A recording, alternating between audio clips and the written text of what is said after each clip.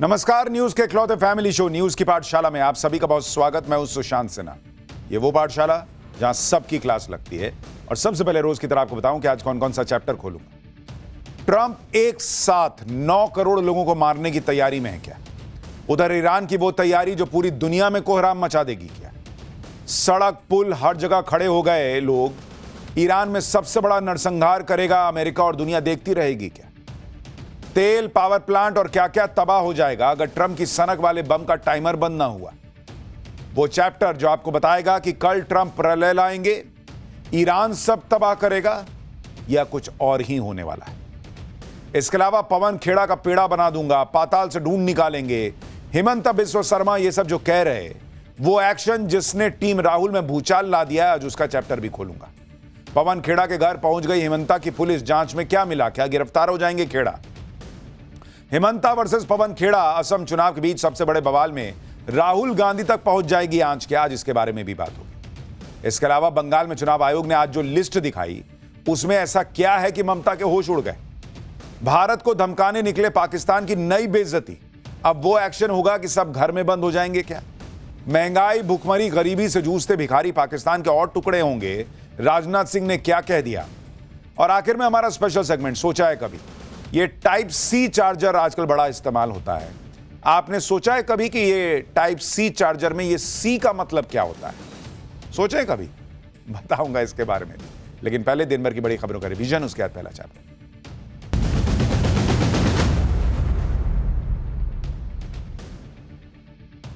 तनाव के बीच पाकिस्तान ने भारतीय तीर्थयात्रियों के लिए वीजा जारी किया है। यह वीजा 10 से 19 अप्रैल तक बैसाखी के लिए जारी किए गए। 2800 से ज्यादा तीर्थयात्री सालाना त्योहार में भाग लेने के लिए पाकिस्तान जाएंगे। तीर्थयात्री इस दौरान गुरुद्वारा पंजा साहिब, गुरुद्वारा ननकाना साहिब और गुरुद्वारा करतारपुर साहिब जा पाएंगे। उत्तर प्रदेश सरकार की कैबिनेट ने 22 प्रस्तावों को मंजूरी दी है। सरकार ने शिक्षा मित्रों का मानदेय 10,000 से बढ़ाकर 18,000 कर दिया है। पीपीपी मॉडल पर 49 नए बस अड्डों के निर्माण को स्वीकृति दी गई है। इसके साथ ही हर विधानसभा में 10 मार्गों का विकास भी कराया जाएगा।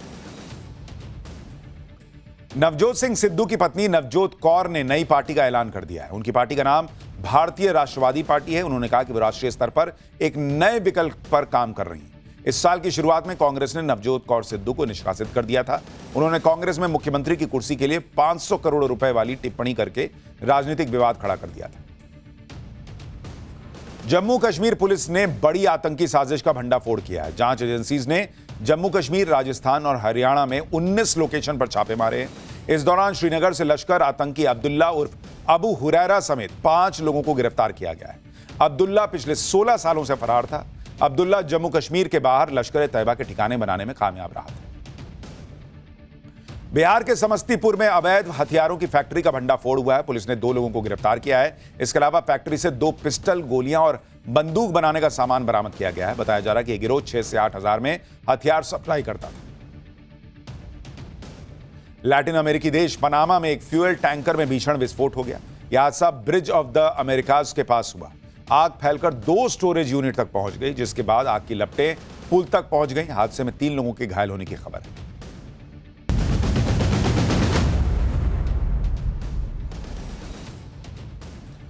और पाठशाला में अब अगली क्लास, जिसमें आपको बताऊंगा ट्रंप एक साथ 9 करोड़ लोगों को मारने की तैयारी में है क्या? उधर ईरान की वो तैयारी जो पूरी दुनिया में कोहराम मचा देगी क्या? सड़क पुल हर जगह खड़े हो गए लोग। ईरान में सबसे बड़ा नरसंहार करेगा अमेरिका और दुनिया देखती रहेगी क्या? तेल, पावर प्लांट और क्या क्या तबाह हो जाएगा अगर ट्रंप की सनक वाले बम का टाइमर बंद ना हुआ। वो चैप्टर जो बताएगा कि कल ट्रंप प्रलय लाएंगे, ईरान सब तबाह करेगा या कुछ और होगा। सबसे पहले इसका चैप्टर देखिए। डोनाल्ड ट्रंप को अगले कुछ घंटे में अगर रोका नहीं गया तो जिस तरह से वो सनक पे सवार हो रखे हैं वो पूरी दुनिया को बर्बाद कर देंगे। क्योंकि आप देखिए कि किस तरह की बातें अमेरिका के राष्ट्रपति कर रहे हैं। ट्रंप ने धमकी दे दी है कि अगर ईरान ने डील नहीं की तो वो आज की रात एक पूरी सभ्यता, एक पूरी सिविलाइजेशन को ऐसा खत्म कर देंगे जो दोबारा आ नहीं पाएगी। आप सोच रहे हैं इस लाइन का मतलब? सिविलाइजेशन खत्म करना, ऐसा खत्म करना कि वो दोबारा आ ना पाए। भाई ये तो प्रलय लाने वाली बात है। और इसीलिए लोगों को शक हो रहा है कि क्या न्यूक्लियर अटैक की तरफ बढ़ रहा है अमेरिका। क्या ट्रंप आज की रात ईरान में सबको मार देंगे?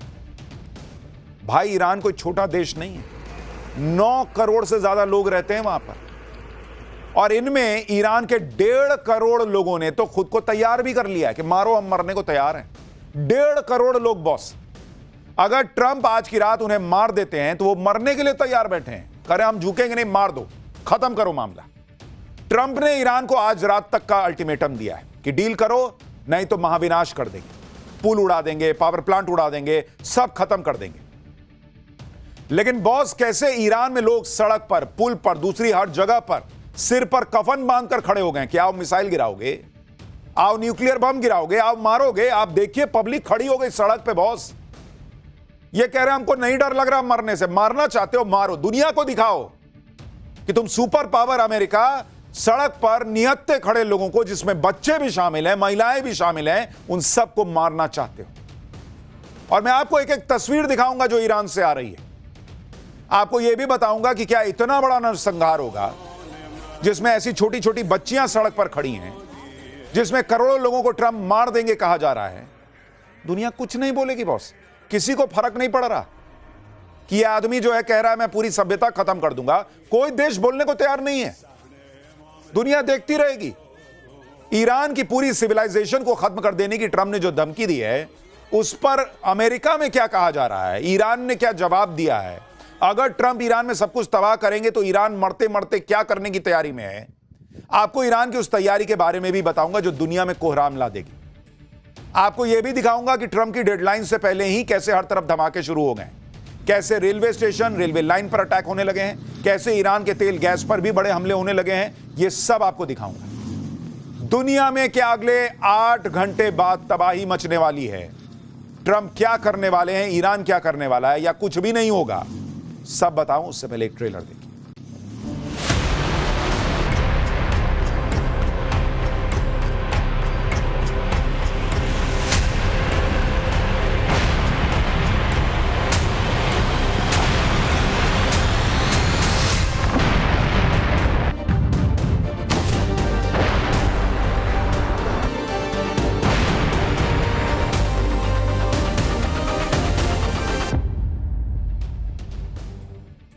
डोनाल्ड ट्रंप अब से कुछ घंटे बाद क्या करने वाले हैं? क्या ट्रंप प्रलय लेकर आएंगे, या ईरान तबाह कर देगा दुनिया को, या फिर कुछ और ही होगा जिसके बारे में बात हो? इन सारे सवालों पर इस वक्त पूरी दुनिया में चर्चा हो रही है बॉस, क्योंकि आप ट्रंप की बातें सुनिए, हर कोई शॉक्ड है।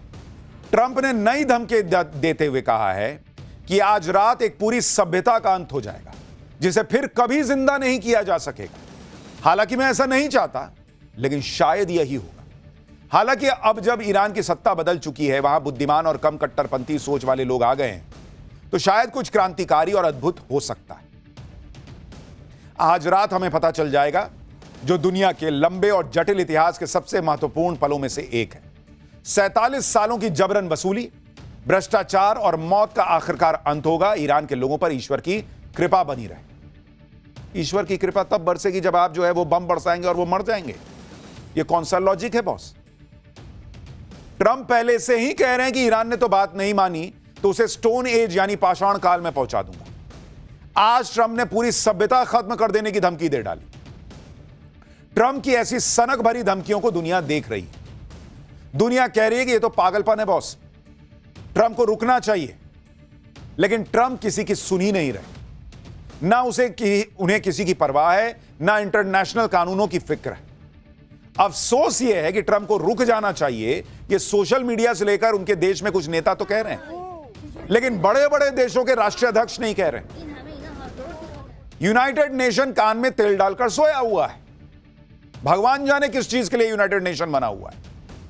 भगवान जाने कि बड़े बड़े देश किस दिन का इंतजार कर रहे हैं कि जब बम गिर जाएगा, कोई परमाणु हमला हो जाएगा, या पूरी तबाही फैल जाएगी, चाहे इधर से फैले चाहे उधर से, तब आओगे बोलने क्या?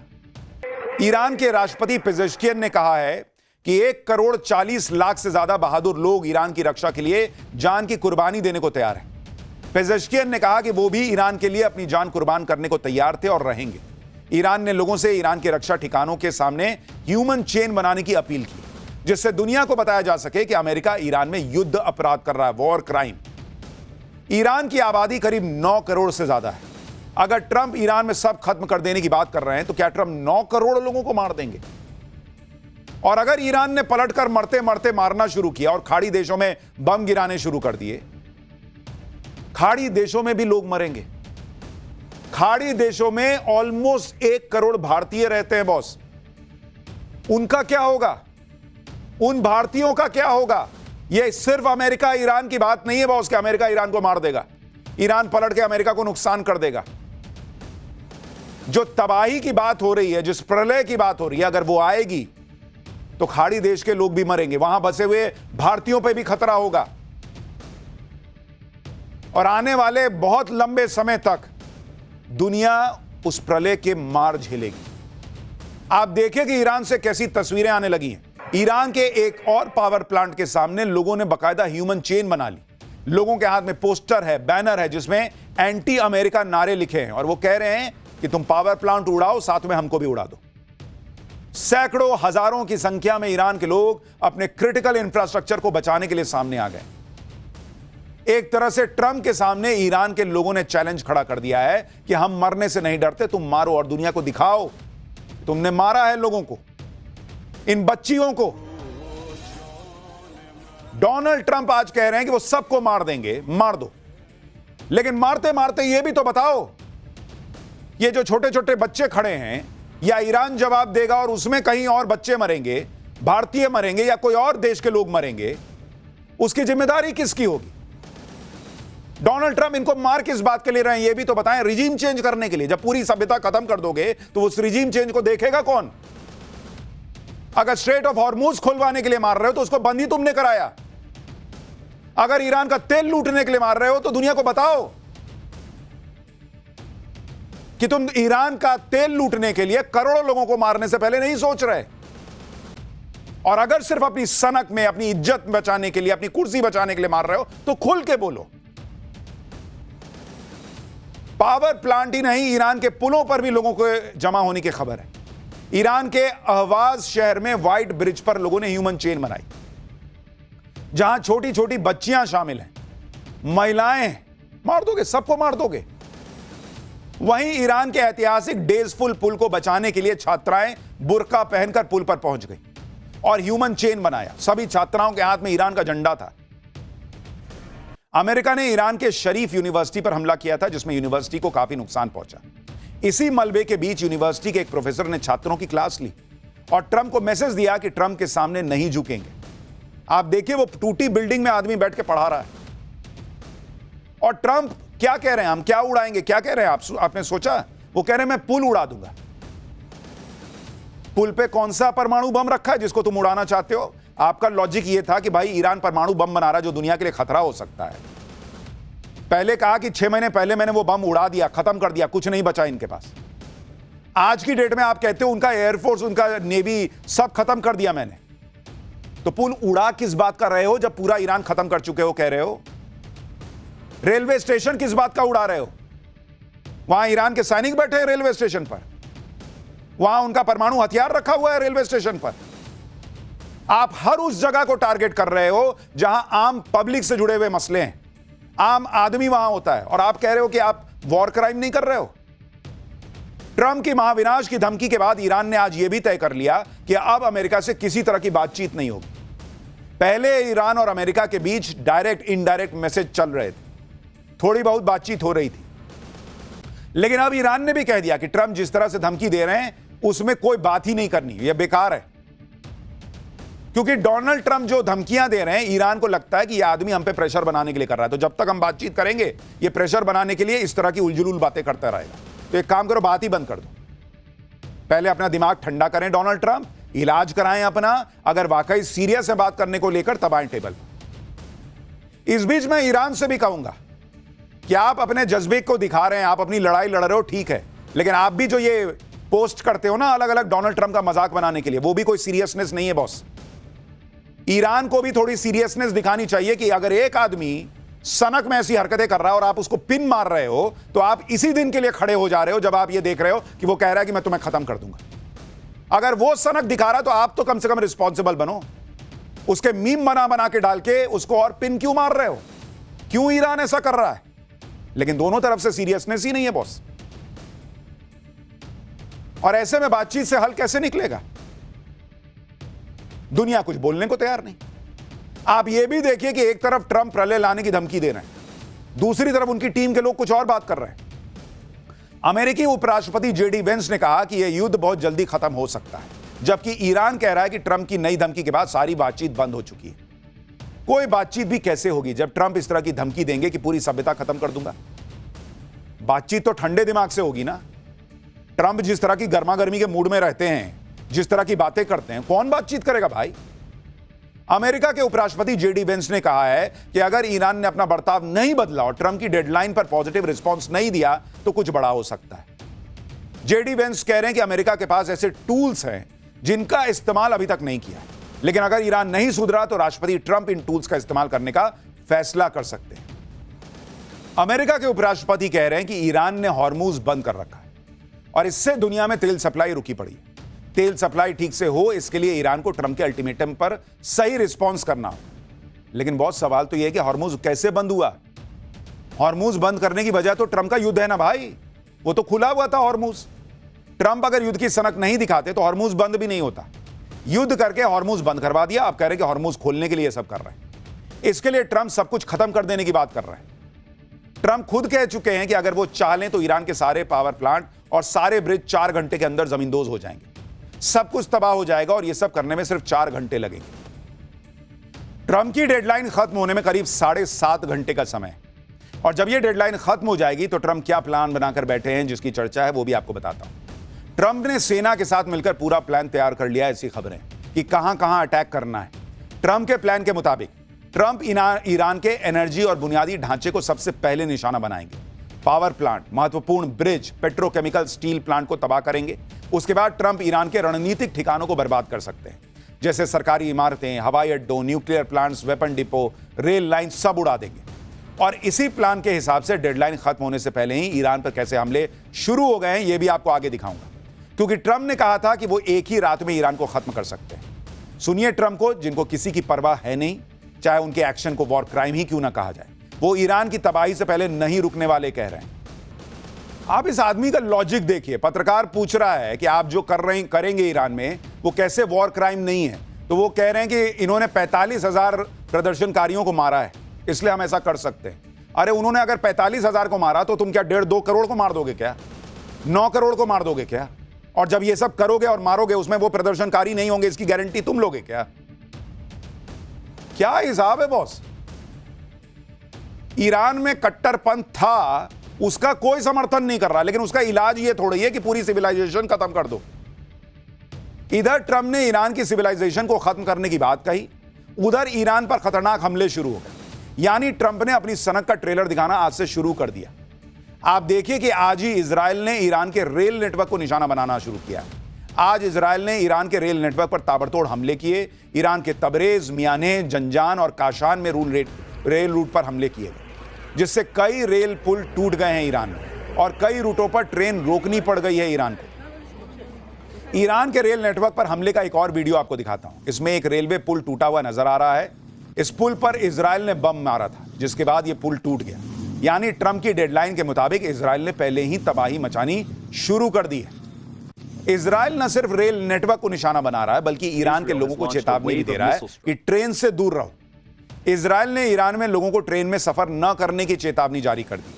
अगले 12 घंटे तक ट्रेन का इस्तेमाल न कीजिए और रेल पटरियों से दूर रहिए। ट्रेन और रेलवे लाइनों के पास मौजूदगी जान के लिए खतरा हो सकती है, यह इजराइल ने ईरान के लोगों को चेतावनी दी। आज ही ईरान के खार्ग आइलैंड पर भी अमेरिका ने फिर से हमला कर दिया। खार्ग आइलैंड पर हमले के बाद पूरी दुनिया में तेल का संकट गहराने की आशंका फिर बढ़ गई है, क्योंकि खार्ग आइलैंड ही वो जगह है जहां से ईरान अपना 90% तेल एक्सपोर्ट करता है। वॉल स्ट्रीट जर्नल की रिपोर्ट के मुताबिक खार्ग द्वीप पर 50 ठिकानों को निशाना बनाया गया है। ईरान के खिलाफ अब ट्रंप ने ऑल आउट अटैक शुरू कर दिया है। एयरफोर्स के साथ साथ अमेरिकन नेवी भी फ्रंट पर आ गई। अमेरिकी नेवी ने एक वीडियो जारी किया है जिसमें अमेरिकी नेवी के सबसे ताकतवर वॉरशिप यूएसएस अब्राहम लिंकन को दिखाया गया है।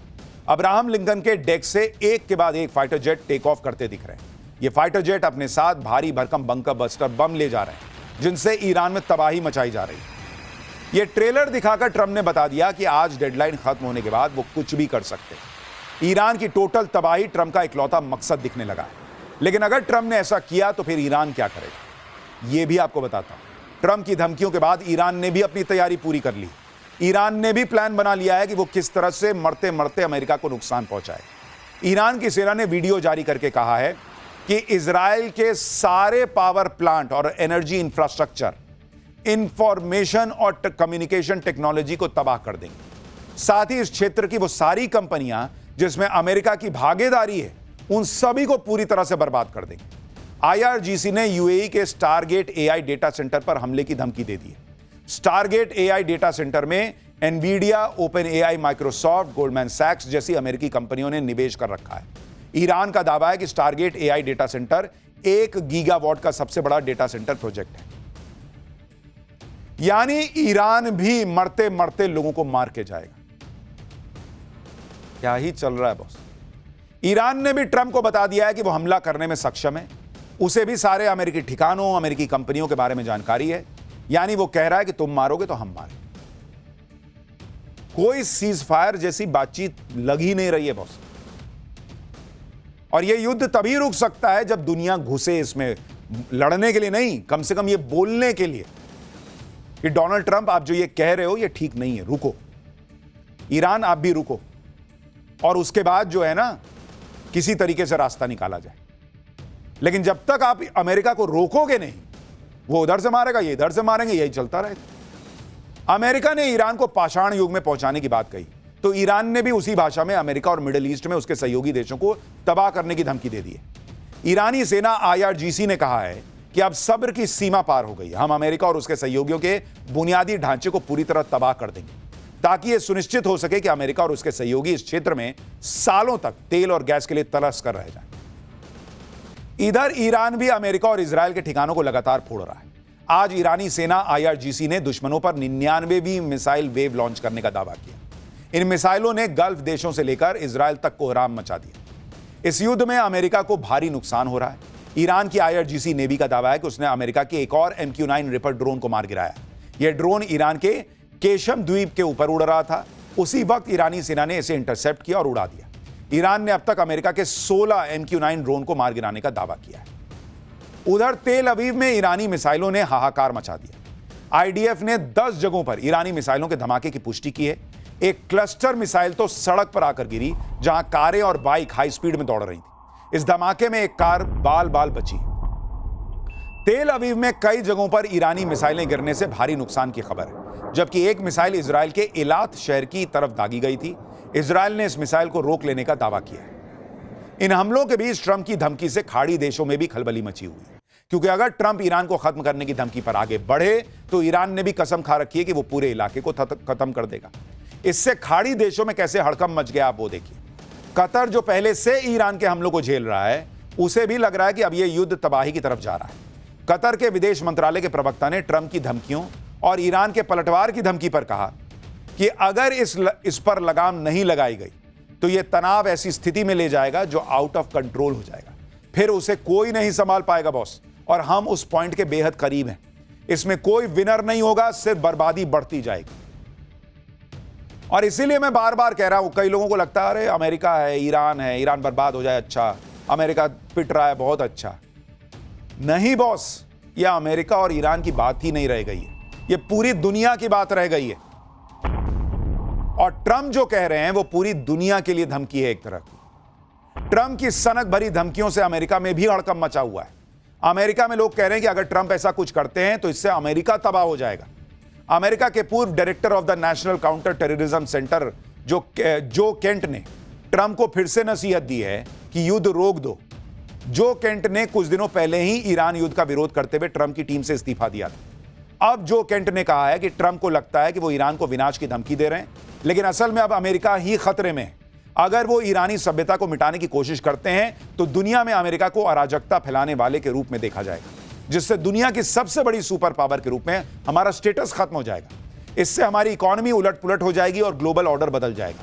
यह प्रक्रिया पहले ही शुरू हो चुकी है, फिर भी हमारे पास तबाही को टालने का समय है अगर ट्रंप अंधाधुंध गुस्सा और तबाही के बजाय गंभीर बातचीत करने का साहस दिखाते हैं। और ट्रंप क्या सोच रहे हैं? वो ईरान को मारने के लिए निकलेंगे, भयंकर तबाही मचाने निकलेंगे, पूरी सिविलाइजेशन खत्म करने पर आ जाएंगे और चाइना और रूस छोड़ देंगे। वो चुपचाप ईरान को खत्म होते हुए देखते रहेंगे? वो डोनाल्ड ट्रंप और अमेरिका की इस बादशाहत को चुनौती नहीं देंगे। और अगर वो घुसे तो यह मामला कहां जाएगा, नहीं सोच रहे हैं आप? अमेरिका में बहुत लोग कह रहे हैं कि ट्रंप पागलपन के लेवल पर पहुंच चुके हैं। ट्रंप के सहयोगी रह चुके लोग खुलकर ट्रंप का विरोध कर रहे हैं। अमेरिकी सेनेटर रही मार्जोरी टेलर ग्रीन ने कहा कि अमेरिका पर एक भी बम नहीं गिरा, हम पूरी सभ्यता का विनाश नहीं कर सकते, यह पागलपन और ईविल है। मार्जोरी टेलर ग्रीन वही नेता हैं जिन्होंने ट्रंप को हटाने के लिए अमेरिकी संविधान के आर्टिकल 25 को लागू करने की मांग की थी। लेकिन ट्रंप अपनी सनक में कुछ भी कर सकते हैं। ईरान पर ट्रंप के बड़े हमले की आशंका को देखते हुए भारत ने भी ईरान में भारतीय नागरिकों के लिए एडवाइजरी जारी की, जिसके मुताबिक भारत ने अपने लोगों से कहा है कि अगले 48 घंटे तक भारतीय लोग जहां हैं वहीं रहें, बाहर ना निकलें।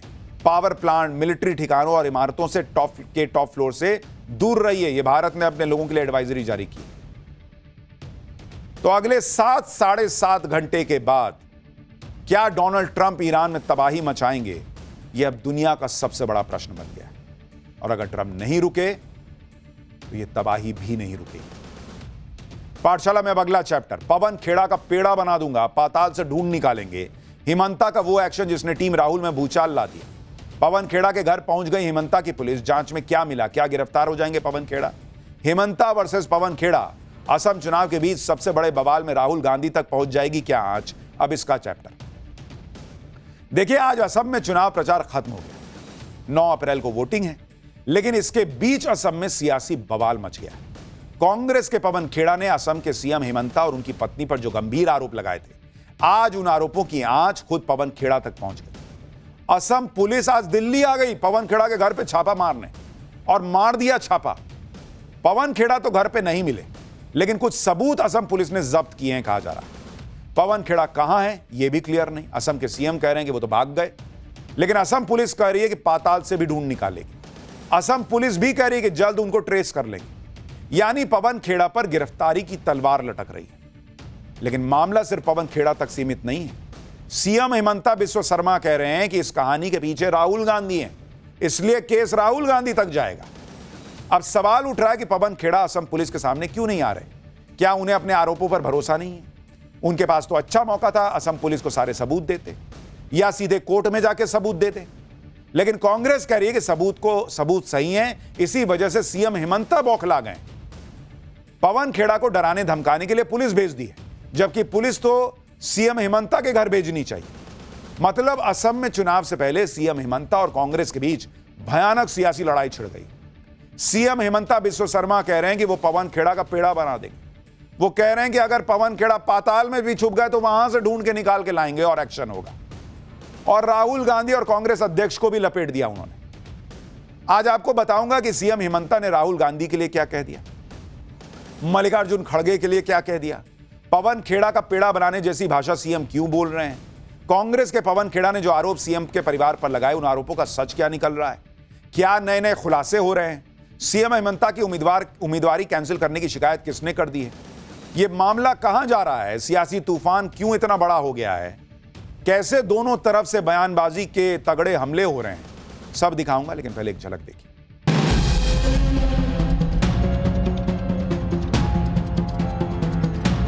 असम पुलिस को नहीं जानते, पाताल से भी उखाड़ के ले आएगा। पवन खेड़ा मेरा हिसाब में भाग गया है, तो ये मुकदमा राहुल गांधी तक जाएगा।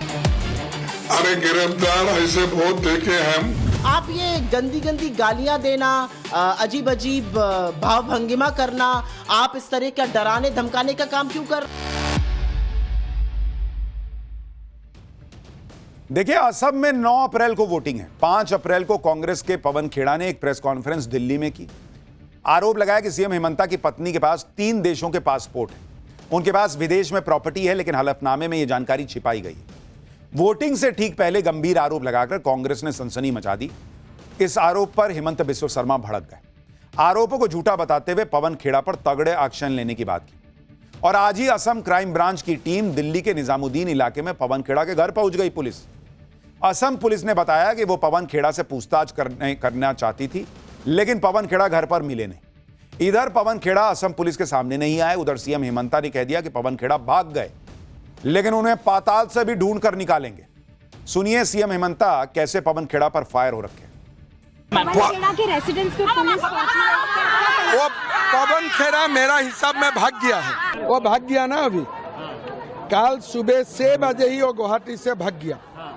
अभी दिल्ली में हमारा लोग, मैं अखबार से मुझे पता चला है दिल्ली में पुलिस गया है तो हैदराबाद तक भाग गया। अरे कहाँ असम पुलिस को नहीं जानते, पाताल से भी उखाड़ के ले आएगा। कहाँ मिलेगा पवन खेड़ा? असम लासित बरफुकन का देश है, कौन सा ये पवन खेड़ा है? पाताल में भी लुकेगा तो हम उठा के लेके आएगा। तुम बताओ ये कागज तुम किसको दिए थे?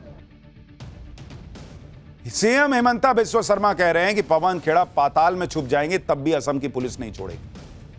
इधर सीएम हेमंता ने यह भी कहा कि पवन खेड़ा हैदराबाद में है। उधर पवन खेड़ा के हैदराबाद में होने के दावों की पुष्टि करने वाली कुछ तस्वीरें आई। दावा है कि हैदराबाद के बंजारा हिल्स इलाके में एक सफेद रंग की गाड़ी में पवन खेड़ा दिखे। वो मीडिया के कैमरों से नजर बचाते दिखे। देखिए, ये दावा है कि हैदराबाद में उनका एक घर है, उस लोकेशन से वो निकले और किसी अज्ञात लोकेशन पर चले गए। अब सवाल उठ रहे हैं कि क्या असम पुलिस की गिरफ्तारी से बचने के लिए पवन खेड़ा भाग रहे हैं? हैदराबाद से हमारे सहयोगी की रिपोर्ट देखिए।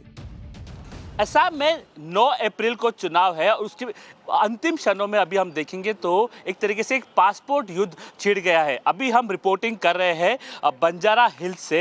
ये है निवास पवन खेड़ा जी का। यहाँ से वो कुछ ही क्षण पहले यहाँ से निकलते हुए हमें दिखे। टाइम्स नाउ नवभारत के कैमरा ने उन्हें अपने उन पे नज़र रखने की कोशिश की, पर तभी अपने गाड़ी में, अपने कार में वो छुप कर जाते हुए दिखाई दिए। एक अनडिस्क्लोज लोकेशन पे पवन खेड़ा चले गए। यानी हमारे रिपोर्टर कह रहे हैं कि गाड़ी में ये जो झुका हुआ शख्स दिख रहा है, ये हमारे रिपोर्टर का दावा है कि पवन खेड़ा थे। उन्होंने कैमरा देखा तो ऐसे झुककर वहां से चले। लेकिन असम के सीएम कह रहे हैं कि पवन खेड़ा कहीं भी छिप जाए, बचेंगे नहीं। आप देखिए कि कैसे हेमंता बनाम पवन खेड़ा का जबरदस्त घमासान मचा हुआ है। इधर असम पुलिस पवन खेड़ा के घर पहुंच गई तो उधर कांग्रेस भी सीएम हेमंता की शिकायत लेकर चुनाव आयोग और ईडी पहुंच गई। सीएम हेमंता की उम्मीदवारी रद्द करने की मांग वाली शिकायत चुनाव आयोग को दी गई है। आरोप लगाया गया है कि सीएम हेमंता ने पत्नी की संपत्ति से जुड़ी जानकारी चुनावी हलफनामे में नहीं दी। इसके साथ ही कांग्रेस ने इस मामले की पूरी जांच भी की मांग की है। सीएम हेमंता की शिकायत लेकर कांग्रेस ईडी के पास पहुंच गई। सीएम हेमंता के खिलाफ मनी लॉन्ड्रिंग के तहत केस दर्ज करने की मांग की गई। यानी कांग्रेस ने पहले प्रेस कॉन्फ्रेंस की, जब जवाब में हेमंता बिस्वा शर्मा ने एफआईआर कर दी, उनकी पत्नी ने एफआईआर कर दी, पुलिस पहुंच गई पवन खेड़ा को पकड़ने, तो अब कांग्रेस जो है वो ईडी और इलेक्शन कमीशन तक जा रही। यानी कांग्रेस ने वोटिंग से ठीक पहले असम के सीएम को रेस से बाहर करने का दांव चला और इसलिए सीएम हेमंता का पारा चढ़ा हुआ है। हेमंता बिस्वा शर्मा कह रहे हैं कि वो पवन खेड़ा को पवन पेड़ा बना दे, लेकिन साथ में वो कुछ अपशब्दों का भी इस्तेमाल कर रहे हैं। वो एक सीएम की कुर्सी पर बैठे हैं, उनका गुस्सा हो सकता है, उनके एक्शन की बातें हो सकती हैं, लेकिन गाली गलौज करना ये कहां का हिसाब है बॉस?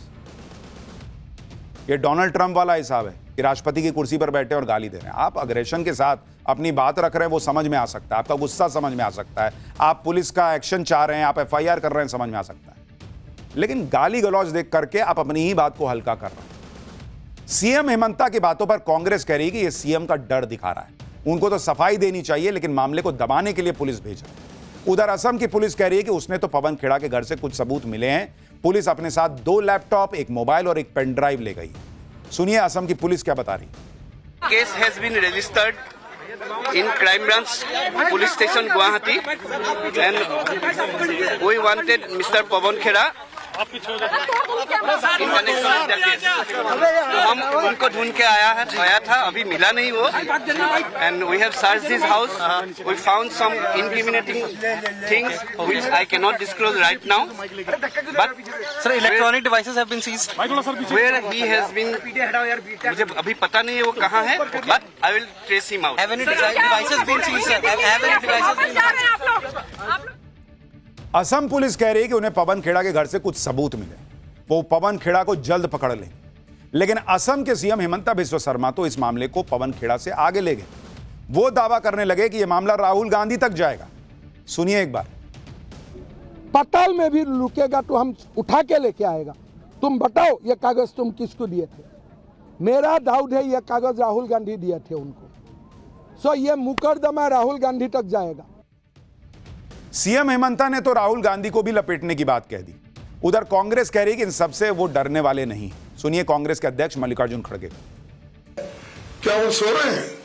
वो देने दो हमारा रिप्लाई कि ये झूठ है सच है।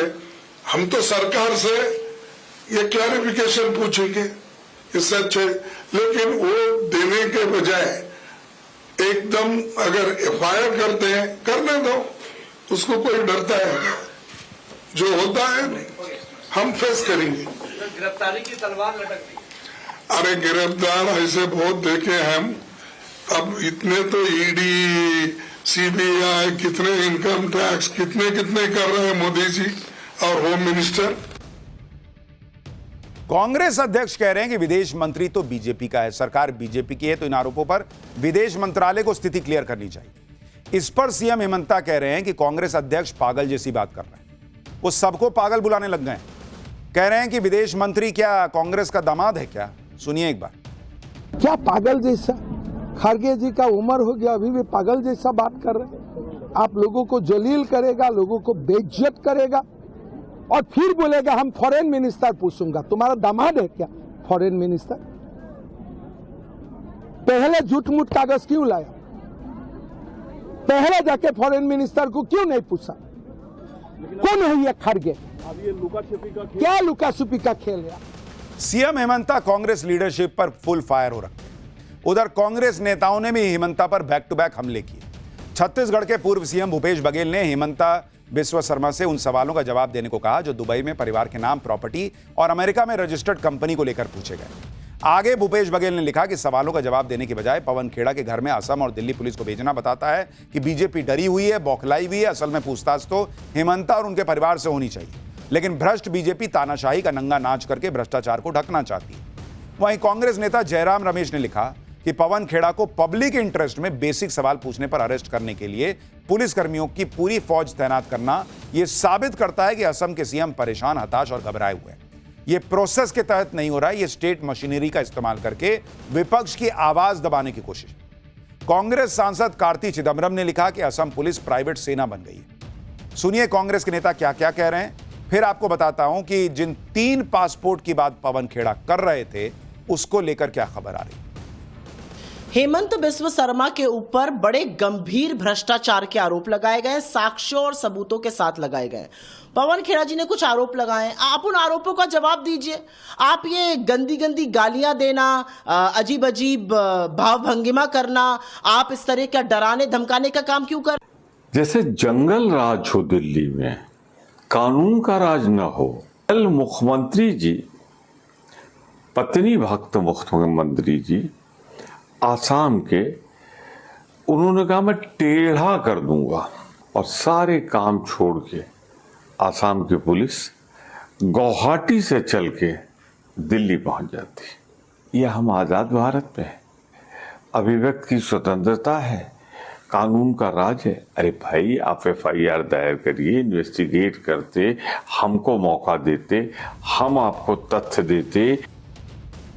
सीएम हेमंता और कांग्रेस के बीच चल रहे इस भयंकर बवाल के पीछे पवन खेड़ा की वो प्रेस कॉन्फ्रेंस है जिसमें उन्होंने आरोप लगाए थे कि असम के मुख्यमंत्री की पत्नी रिनिकी भुइयां शर्मा के पास 3 अलग अलग देशों के पासपोर्ट, दुबई में 2 प्रॉपर्टी है, अमेरिका में शेल कंपनियों में हिस्सेदारी है। सुनिए 5 अप्रैल को दिल्ली में प्रेस कॉन्फ्रेंस के दौरान पवन खेड़ा ने क्या कहा था जिसको लेकर इतना बवाल मचा है। फिर इन आरोपों का सच क्या निकल रहा है वो भी बताऊं।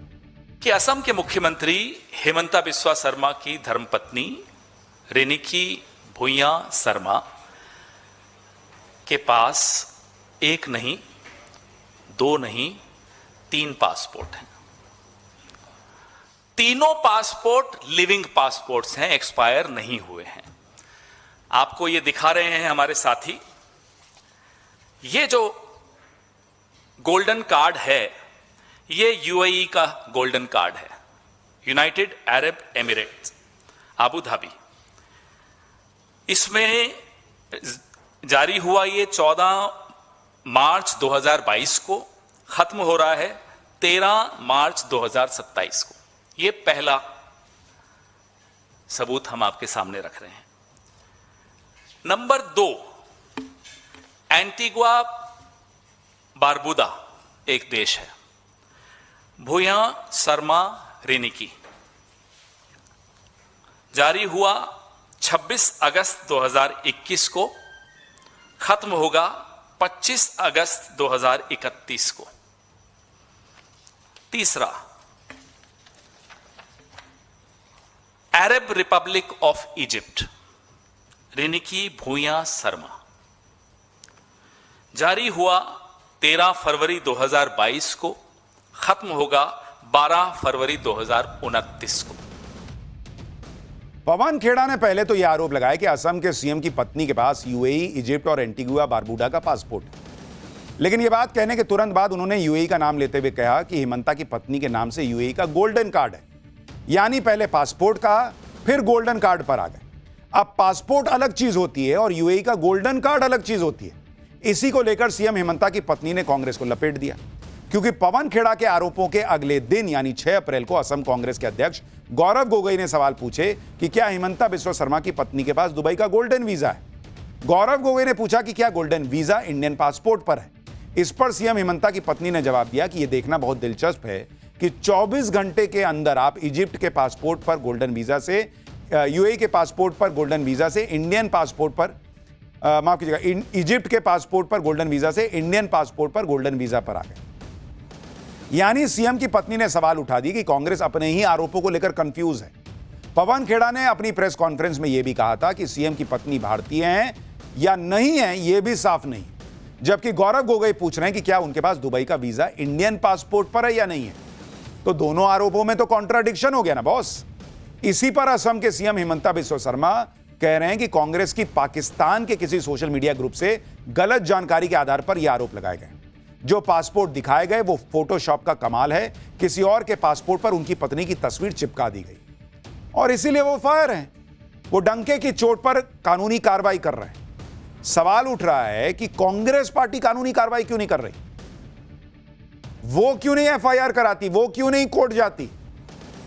जिस आदमी पर आरोप है कि वो झूठ बोल रहा है वो डंके की चोट पर एफआईआर कर रहा है। वो कह रहा है मैं तो कानूनी एक्शन लूंगा, मैं तो छोड़ूंगा नहीं। और जो कह रहे हैं कि मेरे पास पुख्ता सबूत है वो कुछ नहीं कर रहे।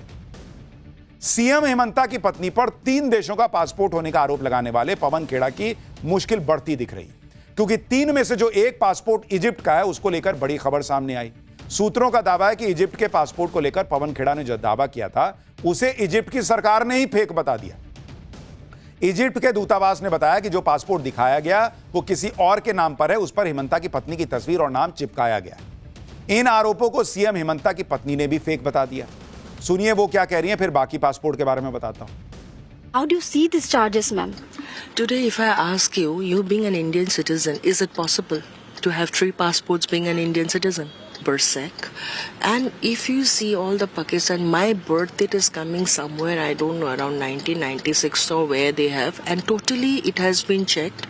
It is a forged document and everybody is congratulating me.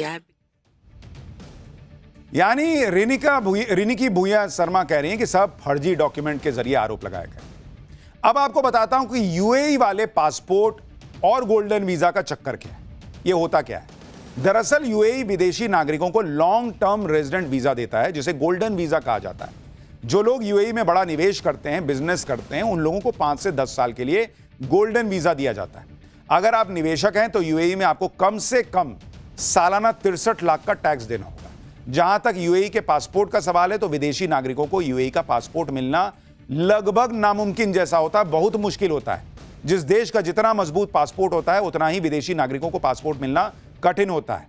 सितंबर 2025 में यूएई का पासपोर्ट का ग्लोबल रैंक में नंबर 1 था बॉस। इससे आप अंदाजा लगा लीजिए कि वहां का पासपोर्ट मिलना दुनिया में सबसे कठिन माना जाता है।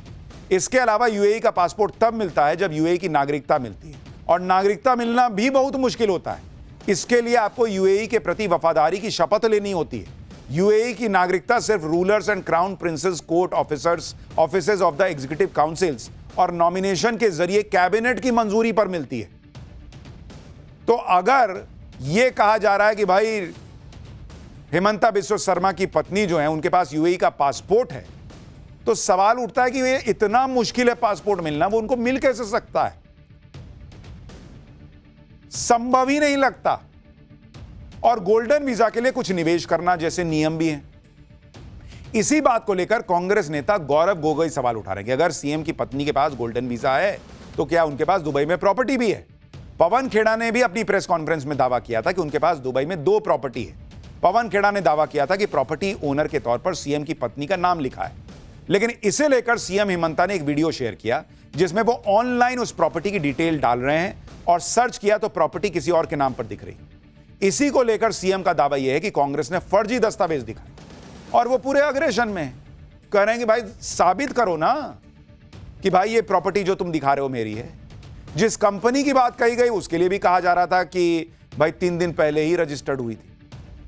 तो अभी तक जो चीजें निकल कर आ रही हैं उसमें पवन खेड़ा फंसते दिख रहे हैं और हिमंता बिस्वा शर्मा डंके की चोट पे कह रहे हैं कि मैं तो नहीं छोड़ूंगा। तो शायद पवन खेड़ा ने सोचा था कि जैसे नरेंद्र मोदी के लिए कुछ भी बोलते रहो, कुछ भी बोलते रहो, कुछ भी बोलते रहो, उनको तानाशाह भी बुलाते रहो। नरेंद्र मोदी कुछ रिएक्ट नहीं करते, उनका अपना हिसाब रहता कि मैं काम करूंगा और काम से जो है लोगों के बीच में जाऊंगा काम लेकर और अपना वोट पाऊंगा। नरेंद्र मोदी पे पत्थर मारो, वो कुछ रिएक्ट नहीं करते। कांग्रेस ने सोच लिया शायद यही हिमंता बिस्वा शर्मा भी करेंगे। वो भूल गए कि हिमंता बिस्वा शर्मा तो कांग्रेस से ही बीजेपी में आए और वो इस तरह से बर्दाश्त करने के मूड में लग नहीं रहे। खैर, एक तरफ हिमंता बिस्वा शर्मा के एक्शन ने राहुल एंड टीम के होश उड़ाए हुए हैं, वहीं बंगाल में कुछ ऐसा हुआ जिससे मुख्यमंत्री ममता बनर्जी के होश उड़ गए। ममता बनर्जी के होश उड़ाने वाली खबर यह है कि आज ही बंगाल के एसआईआर को लेकर बड़ा आंकड़ा सामने आया कि वहां वोटर लिस्ट में कुल हटाए गए नामों की संख्या 90 लाख के पार चली गई। दरअसल बंगाल में एसआईआर की प्रोसेस 3 बड़े चरणों में पूरी। पहला चरण पिछले साल दिसंबर में जारी किए गए ड्राफ्ट लिस्ट में करीब 58,20,000 नाम हटाए गए।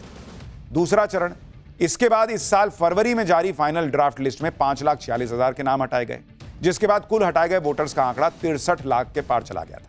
और अब तीसरे चरण में तकनीकी गड़बड़ियों के आधार पर चुनाव आयोग ने 60 लाख से ज्यादा वोटर्स को जांच के दायरे में रखा था। इनमें से अब तक करीब 59,84,000 मामलों का निपटारा हो चुका है। इस जांच के बाद करीब 32,68,000 वोटर्स के नाम दोबारा वोटर लिस्ट में जोड़े गए, जबकि करीब 27,16,000 नाम काट दिए गए। ऐसे में बंगाल में वोटर लिस्ट से काटे गए कुल नामों की संख्या अब 90 लाख के पार चली गई है। और आप देखिए कि ऐसा पहली बार हुआ जब चुनाव आयोग ने बंगाल में एसआईआर के मामले में जिलेवार लिस्ट जारी की है। मुर्शिदाबाद में सबसे ज्यादा 4,55,137 नाम हटाए गए। इसके बाद दूसरे नंबर पर उत्तर 24 परगना जिला है, जहां 3,25,666 नाम कटे। वहीं दक्षिण 24 परगना में 2,22,929 नाम कटे। मालदा में 2,39,375 वोटर्स के नाम वोटर लिस्ट से हटे। पूर्व बर्धमान में 2,09,805 मतदाताओं के नाम लिस्ट से कट गए। ये वो जिले हैं जहां मुस्लिम वोटर निर्णायक भूमिका में हैं और ममता बनर्जी को भर भर कर वोट करते रहे।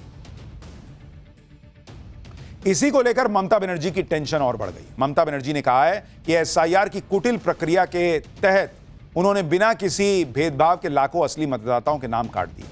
यहां तक कि धार्मिक आध्यात्मिक संगठनों से जुड़े संतों और महात्माओं के नाम भी बेरहमी के साथ वोटर लिस्ट से हटा दिए गए।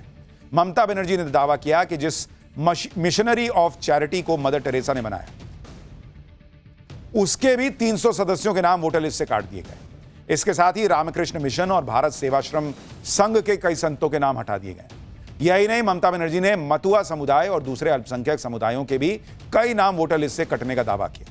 आगे ममता बनर्जी ने कहा कि जिन लोगों ने इतनी बेशर्मी से बंगाल के वैध मतदाताओं को बाहर का रास्ता दिखाया है, इस चुनाव में जनता को खुद उन्हें बिना किसी रहम के बाहर का रास्ता दिखा देना चाहिए।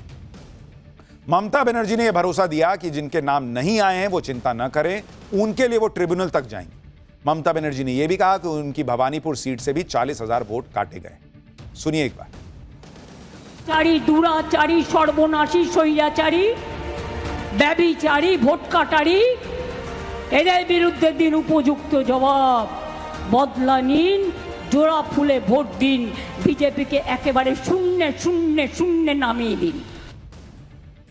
एसआईआर पर जिस तरह ममता हर दिन नया हंगामा कर रही हैं, उस पर अमित शाह ने उन्हें आज निशाने पर लिया और कहा कि घुसपैठियों का नाम कटने से ममता बनर्जी को दर्द हो रहा है। अमित शाह को सुनिए। घुसपैठियों के नाम मतदाता सूची से कटवा रहे हैं। ये ममता दीदी और राहुल बाबा के पेट में दर्द हो रहा है जो शरणार्थी बंगाली भाई बहन यहाँ आए हैं, उनको मतदान का अधिकार देने से आप विरोध कर रहे थे, और घुसपैठियों का क्यों स्वागत कर रहे हैं? क्योंकि वो उनकी वोट बैंक है। देखिए, बंगाल में घुसपैठ एक बड़ी समस्या है, लेकिन अगर अमित शाह का दावा यह है कि 90 लाख जो नाम कटे वो सारे घुसपैठिए थे, तो सवाल तो यह भी उठेगा फिर ये 90 लाख घुसपैठिए बाहर कब जाएंगे? क्या सिर्फ एसआईआर में इनका नाम हटेगा या इनको देश से भी हटाया जाएगा, और वो कैसे होगा, वो भी एक बड़ा सवाल है। खैर, पाठशाला में अब अगला चैप्टर, जिसमें आपको बताऊंगा भारत को धमकाने निकले पाकिस्तान की नई बेइज्जती। अब वो एक्शन होगा कि सब घर में बंद हो जाएंगे क्या? महंगाई, भूखमरी, गरीबी से जूझते भिखारी पाकिस्तान के और टुकड़े होंगे? राजनाथ सिंह ने क्या कह दिया जिससे हड़कंप मच गया? अब इसका चैप्टर। अमेरिका रुक नहीं रहा, ईरान झुक नहीं रहा, लेकिन इधर पाकिस्तान की हालत पतली होती जा रही है। ईरान अमेरिका युद्ध के बीच पाकिस्तान को डर है कि भारत कभी भी हमला कर सकता है। ईरान की हालत देखकर पाकिस्तान को अंदाजा है कि उसकी भी हालत पतली होने वाली है। पाकिस्तान में आज भी ऑपरेशन सिंदूर पार्ट 2 का खौफ है। ऐसे में पाकिस्तान के रक्षा मंत्री ख्वाजा आसिफ बार बार कह रहे हैं कि पाकिस्तान ने पूरी तैयारी कर रखी है। अपनी जनता के सामने शेखी बगाड़ने के चक्कर में ख्वाजा आसिफ ने यह तक कह दिया कि कोलकाता तक घुसकर हमला करेंगे। जवाब में राजनाथ सिंह ने पाकिस्तान को टुकड़े टुकड़े करने की फाइनल वार्निंग दे दी है। पाकिस्तान की गीदड़ भभकी ऐसे वक्त में आई जब वहां महंगाई से हाहाकार मचा हुआ। पेट्रोल डीजल के दाम ने जनता का तेल निकाल दिया है। पाकिस्तान में आटा खरीदना तक चुनौती बन गई। अब तो बिजली बचाने के लिए ब्लैकआउट किया जा रहा है। कुल मिलाकर पाकिस्तान में कोरोना काल जैसा लॉकडाउन लग गया है। पाकिस्तान में पेट्रोल डीजल के दाम बढ़ने के बाद कौन कौन सा सामान कितना महंगा हो गया, आप सुनेंगे तो हिल जाएंगे। लेकिन पहले एक झलक देखिए। 1971 में एक बार बंगाल की तरफ नजर उठाने की कोशिश पाकिस्तान ने की थी, तो पाकिस्तान के 2 टुकड़े हो गए।